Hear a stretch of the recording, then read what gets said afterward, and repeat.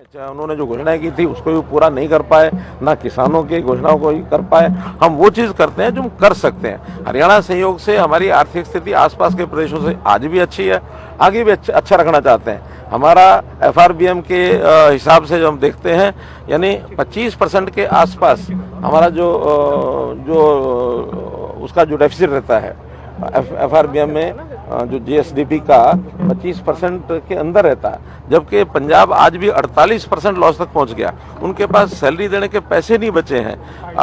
जो उन्होंने घोषणाएं की थी कि हम इतना फ्री देंगे, ये करेंगे, आज एक एक करके वापस ले रहे हैं। क्यों ले रहे हैं? आखिर पैसों का काम पैसों से चलता है। इसलिए हम बहुत सोच समझ करके सारा बजट का हिसाब लगा करके हमने सारी घोषणाएं की हैं। महिलाओं को हमने 2100 रुपये की घोषणा बहुत योजनापूर्वक हिसाब किताब लगा के की है कि हम हर ऐसी महिला जो पात्र है उनको 2100 रुपया मासिक देना शुरू करेंगे।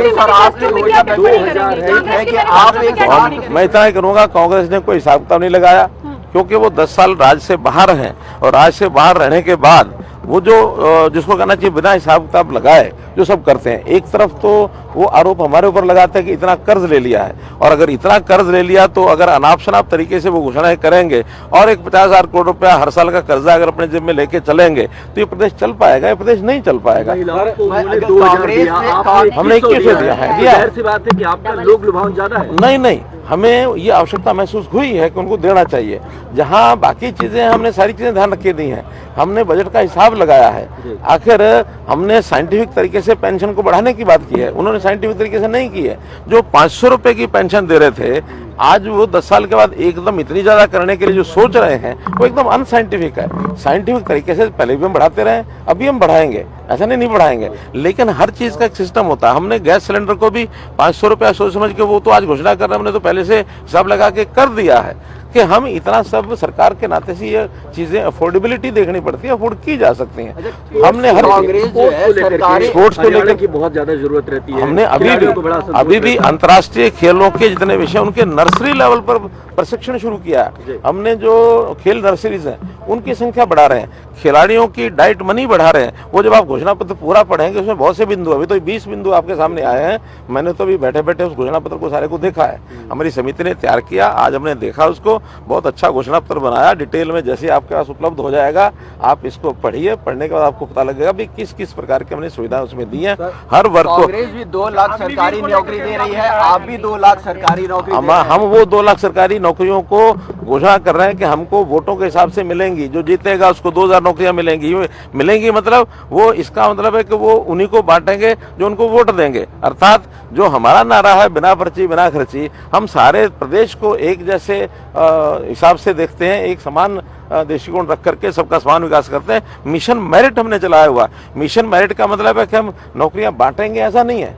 जो मिशन मेरिट के हिसाब से मेरिट वाला जो विद्यार्थी है वो नौकरियों को प्राप्त करेगा। हाँ, उसका जो स्कोप है, अभी इस वर्ष जैसे इस 5 वर्ष की योजना में हमने 10 वर्ष की योजना में हमने 1,45,000 नौकरियां जो है वो हमारे कमीशन ने दी है। 25,000 नौकरियां जो उनके गैंग ने रोक के रखी हुई हैं वो तुरंत घोषणा होंगी, तो एक प्रकार उनको भी इसी उसका मान लेते हम 1,70,000। लेकिन अब अगले 5 वर्ष में 2 लाख नौकरियों का जो हमने स्कोप बताया है वो सरकारी नौकरियां बिना पर्ची बिना खर्ची, और 5 लाख लोगों का रोजगार का अवसर ये भी हम दिलाएंगे कि हर 10 शहरों में जो 50,000 के अवसर हमने कहे हैं, 5 लाख युवाओं को और उस प्रकार के रोजगार के अवसर जो है उनको मिले। आपके दिल्ली चले जाने का असर क्या हरियाणा चुनाव पर पड़ेगा? नहीं, मेरा जितना समय पहले लगता था उतना ही समय अब भी लगेगा, कोई असर पड़ेगा नहीं। पहले भी हो सकती है, 5 साल में ये होगी क्या इलेक्शन को लेकर के जो विधायक बनते थे क्या हुआ? नहीं, 5 साल के लिए बनेंगे, लेकिन क्योंकि केंद्र ने अभी कैबिनेट ने एक प्रस्ताव पारित किया है ये 1 नेशन 1 इलेक्शन का, तो 1 इलेक्शन 1 नेशन 1 इलेक्शन में कुछ जरूरी बदलाव संविधान में भी करने पड़ेंगे, और संविधान में बदलाव होने के बाद उसका सिस्टम क्या बनेगा वो जो समिति के अध्ययन करने के बाद सरकार सोचेगी। सरकार सोच के अगला चुनाव यानी एक साथ सारे 1 नेशन 1 इलेक्शन के अंदर आएंगे या फेजेज में आएंगे, और ये 5 साल का अभी चुनाव यानी हुआ है। अगले एक इलेक्शन और एक में हमें इसलिए ज्यादा अंतर नहीं है कि हमारे यहाँ तो अंतर ही 3-4 महीने का है।